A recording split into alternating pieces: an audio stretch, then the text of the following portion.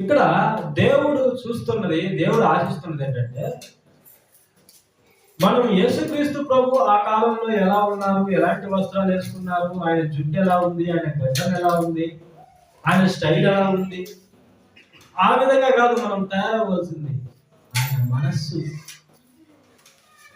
ఆయన మనస్సు మనం ధరించుకొని జీవించాలి.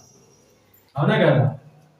ఆయన మనస్సు ధరించుకొని ఆయన చేసినటువంటి క్రియలు మనం చేసినప్పుడు ప్రజలు మనం చూసి ఏమంటారు తెలుసా?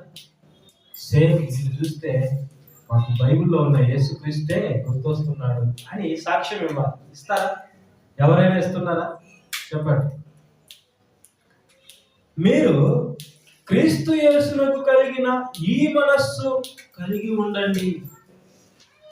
ఈ మనస్సు లేకపోతే మనం ఎన్ని పండుగలు చేసినా,